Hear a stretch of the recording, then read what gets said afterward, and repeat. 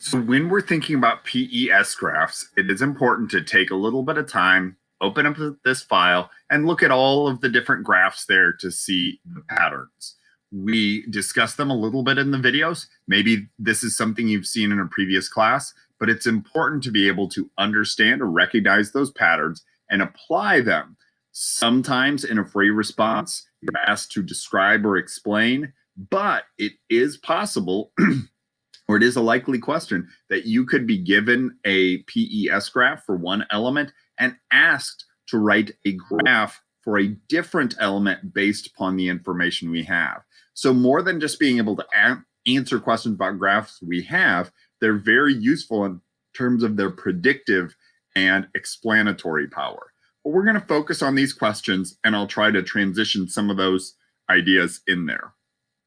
So here it says, why does the last peak, and if this was an AP question, it would probably be a little bit more descriptive there. But I mean last as in farthest to the right, have the same Y value for F and for Cl. We'll answer that first. And then why does the last peak have a greater X value for fluorine than for chlorine? So what we would see here is we're looking at this peak. It has a specific height of peak intensity. Chlorine has the same height in terms of peak intensity. What we need to remember is those heights are related to electrons and to sublevels, and specifically, they're related to how many electrons within that atom have that energy or are in that sublevel. So fluorine and chlorine are the same because they have the same number of electrons, not just in valence, but specifically in that last sublevel. For fluorine, it's a 2p. For chlorine, we can know from the electron configuration that it's a 3p, but the last sublevel contains the same number. And that connects to the column they're in on the periodic table. In terms of the X value, remember, no matter how it's labeled down here, delta U or anything else, that is related to ionization energy. How much energy is needed to remove those electrons or how hard it is to take it away. And there's a couple very important factors here. This number right here is our atomic number, which tells us protons, and as we know, electrons. So chlorine has more protons than fluorine. So that's why some of these values or many of these values are higher for chlorine. More positive protons means a stronger attraction to the nucleus, making it harder to remove the electrons. So 273 versus 67 for the next peak, 26 versus 3, and then 20 versus 1.68. But if we kind of come in the other way, we're thinking about the easiest to remove electrons. Well, the easiest to remove electrons from chlorine are 1 and 1.2 and 2.5. Here it's 1.7 and 3.8. Then it goes up to the 20s and to values in the 20s, whereas this is values that are nearly 70.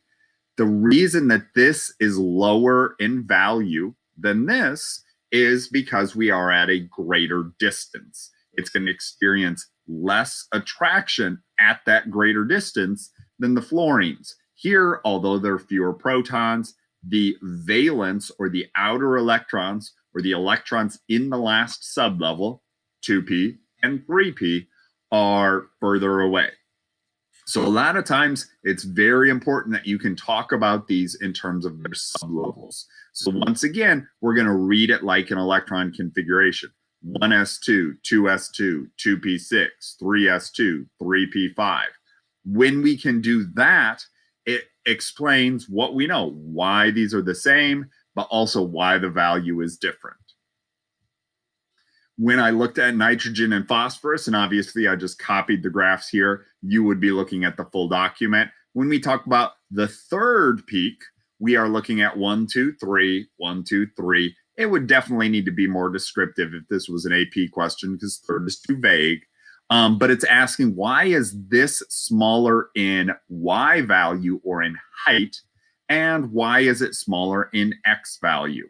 So we need to do a lot of the same strategy. We could work from right to left, easiest to remove to hardest to remove, or left to right, the hardest to easiest. But when we're reading them, we do read left to right in terms of connection. 1s2, 2s2, 2p. 1s, 2s, 2p, 3s, 3p. So on these 1, 2, 3, peak number 3 is the 2p, peak number 3 is the 2p.